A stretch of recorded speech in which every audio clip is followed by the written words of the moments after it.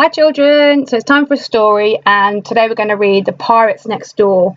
Got a bit of a pirate themed day going on, haven't we, with our phonics? So this is a really good story, so I hope you enjoy it. Matilda lived in Dal-on-Sea, a gloomy seaside town, too busy in the summer, and in winter it shut down. There weren't too many kids around, just Tilda on her street. The lawns were mowed, the cars were washed, the hedges trimmed and neat. The house next door had been for sale since Tilda was a baby. She hoped a family would move in with a girl her age, or maybe a pirate boy. He had patched up jeans, an eye patch, and a wooden-legged dog, and a pirate ship with a treasure chest and barrels full of grog. We're the Jolly Rogers. We'll be anchoring next door. But now we've sailed the 7 seas, but now we've had to come ashore. I feel a little landsick, but Mum says it'll pass. That's my mother over there, digging up the grass. That's Dad over yonder, the captain of our crew. He likes to shout "Ooh-ah" a lot, 'cause that's what pirates do. Grandpa won't set foot on shore. He's allergic to dry land. The last time that he left the ship, the king chopped off his hand. That urchin there's called Nugget. She's a rascal, as you'll see.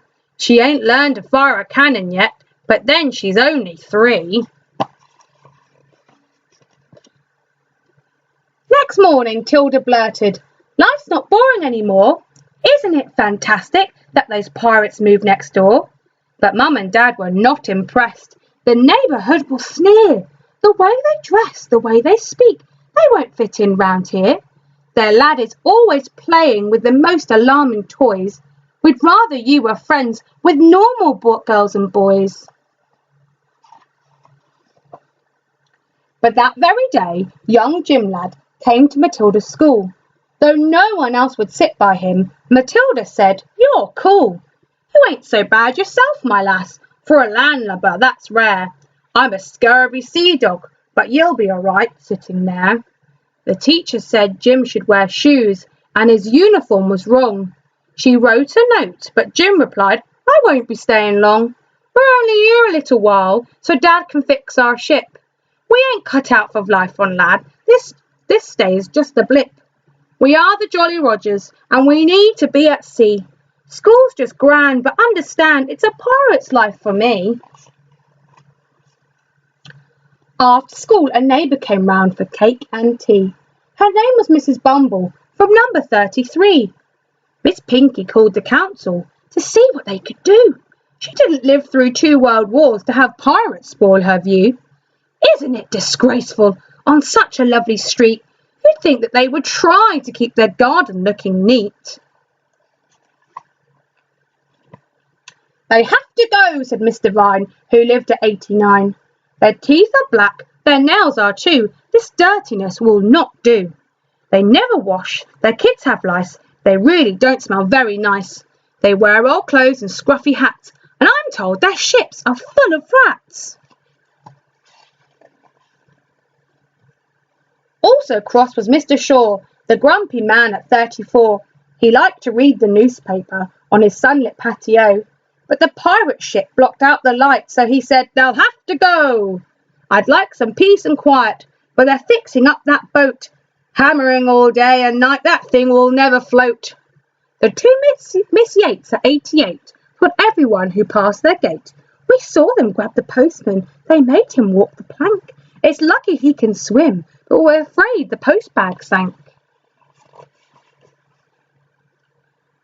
"They scared the ducks," said Mrs. Snooks, "and terrorised the park. They boarded people's rowboats and fired cannons for a laugh." Driving home from bingo, Mrs. Plum got quite a fright. They were digging up a roundabout in the middle of the night. "They have cut asses," said Mrs. Brown, "and love to run you through. They'll steal your gold, or so I'm told. What are we all to do?" Mrs. Bevan from 87 marched down to the town hall. She'd collected a petition, 50 signatures in all. "They're digging holes and fighting fights to the beginning of the end. I've lived here for years and years, and so have all my friends. Before you know it, there'll be more. We'll have Pirates Lodge next door. The Jolly Rogers cannot stay. You must make them go away." That night there was tapping at Matilda's window pane. Outside was Jim. He whispered, "I've got something to explain. Whenever we stop somewhere new, the neighbours are unkind. To show them that pirates aren't so bad, we leave some things behind." Now the black hole ship shape, it's time we sailed away, and I'll be sad to leave as I've enjoyed our stay. But we pirates need adventure, to see lands across the ocean. We need cutlasses and treasure maps and lots of suntan lotion. Though our visit here is to an end, I hope that you'll still be my friend. If you want, we can send notes. Use something handy, a thing that floats. Matilda woke next morning, puzzled by what Jim had said. She vowed she'd keep in touch with him as she struggled out of bed. She opened up her curtains as she stretched out and had a yawn. And there, to her amazement, was a cross on every lawn. Can you see the crosses? And I think we've got to open this now. Oh, look, and some of the neighbours have been digging.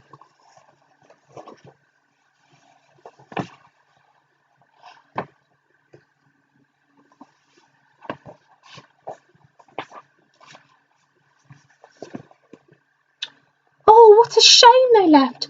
I didn't say goodbye. They were such a lovely family, and I think I'm going to cry. I'm such a pirate fan, you know. They wore such pretty hats. I rather liked their singing, and I'll miss those fluffy rats. You see all the gold that they've been left by the pirates.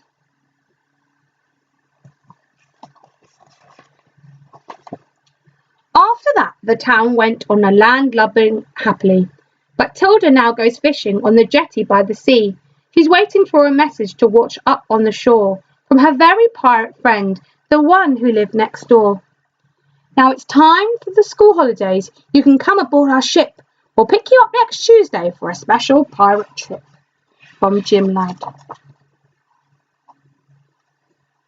There we go, he's coming to get her. That's the end of the story. Yeah. Love that story. That was really exciting, wasn't it? All those neighbours, I think they learned their lesson in the end, didn't they, to be kind. Because the pirates were good people, weren't they? Hope you enjoyed it too. Bye.